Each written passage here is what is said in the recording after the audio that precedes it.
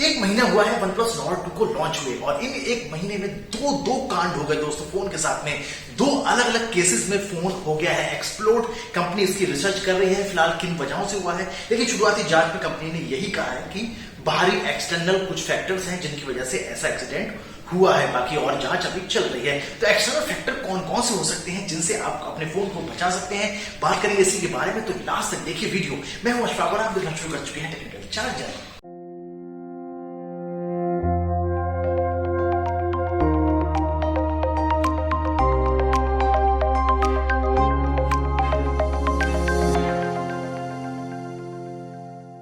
तो OnePlus Nord 2 के साथ में दो केसेस हो गए हैं एक महीने के अंदर और बिल्कुल सिमिलर, जिनमें कि फोन हो गया है एक्सप्लोड। एक केस में तो यूजर ने पूरी तरीके से उसकी जानकारी, वीडियोस, फोटोज वगैरह शेयर की थी, लेकिन एक केस ऐसा हुआ है जिसमें सिर्फ ट्वीट किया गया है, लेकिन कुछ फोटो वगैरह एक्सीडेंट से रिलेटेड कुछ भी पोस्ट नहीं हुई। बाद में अकाउंट भी अपना सस्पेंड कर दिया गया, लेकिन फिर भी OnePlus ने उसके जो यूजर था उसके साथ में कॉन्टेक्ट किया और OnePlus ने खुद अपने ऑफिशियल स्टेटमेंट में इसके बारे में जानकारी दी है। शुरुआती जांच में कंपनी ने कहा है कि ये एक्सटर्नल फैक्टर्स की वजह से एक्सीडेंट हुए हैं। तो एक्सटर्नल फैक्टर कौन कौन से हो सकते हैं? सबसे मेन और सबसे इंपॉर्टेंट फैक्टर है दोस्तों ओवरहीटेड होना। ओवरहीटेड सिर्फ यूज की वजह से नहीं होता है, बल्कि फोन किसी ऐसी जगह पर आप रख दें जहां पर कि डायरेक्ट सनलाइट के कांटेक्ट में आपका फोन आता हो। जैसे कि अगर आप गाड़ी में यूज कर रहे हैं, अपने डैशबोर्ड पर फोन को रख देना जहां पर कि सीधे सनलाइट ग्लास से होते हुए आपके फोन के ऊपर आ रही है। ऐसे में कभी कभी आपने देखा भी होगा कि जब आप फोन उठा के डैशबोर्ड से यूज करना चाहते हैं तो वो इतना ज्यादा गर्म तो होता ही होता है, लेकिन साथ में डिस्प्ले के ऊपर एक अलर्ट मैसेज भी आ गया होता है फोन पे कि आपका ओवरहीटेड फोन हो रहा है, इसलिए यूज इसे कंज्यूम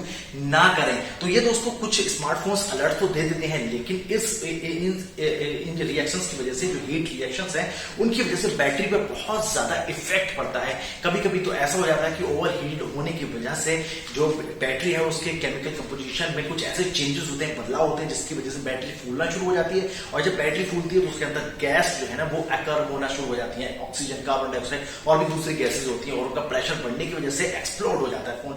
इसके अलावा एक और फैक्टर होता है कि दोस्तों जब बैटरी ओवरहीटेड हो रही होती है तो बैटरी के अंदर एक्सोथर्मिक रिएक्शन होना शुरू हो जाती है। एक्सोथर्मिक रिएक्शन में क्या होता है कि जब हीट इतनी ज्यादा बढ़ जाती है कि वो बाहर की तरफ निकलना शुरू हो जाए, मतलब खुद उसको जितनी जरूरत है उससे भी ज्यादा अगर हीट बढ़ना शुरू हो जाती है तो वो बाहर की तरफ निकलना शुरू होती है इन्वायरमेंट में, और उसके साथ में कुछ गैसेस भी निकलना शुरू होती हैं, और जिसकी वजह से जो बैटरी है उसके ऊपर जो रैपिंग की हुई है, कवरिंग की है, वो स्वेल होना शुरू हो जाती है, फूलना शुरू होती है। और जब एक लिमिट है किसी भी चीज के एक्सपेंशन की, उस एक्सपेंशन की लिमिट से जब ऊपर चला जाता है प्रेशर, तो वो एक्सप्लोड कर जाती है। कभी कभी ये एक्सप्लोजन बहुत ज्यादा घातक और नुकसानदायक भी हो सकता है। तो आपको बचना है ऐसी किसी भी जगह अपने फोन को रखने से जहां पर डायरेक्ट सनलाइट या किसी भी तरह का एक्सटर्नल हीट का सोर्स फोन के नजदीक हो, जिससे कि फोन की बैटरी पर कोई भी असर बाहर से लग सके। इसके अलावा दूसरा फैक्टर दोस्तों कभी कभी हो जाता है कि फोन को इतना ज्यादा मल्टीटास्क में यूज करना कि फोन ओवरहीट होना शुरू हो जाए, लेकिन ये बहुत ज्यादा रेयर होता है दोस्तों। बहुत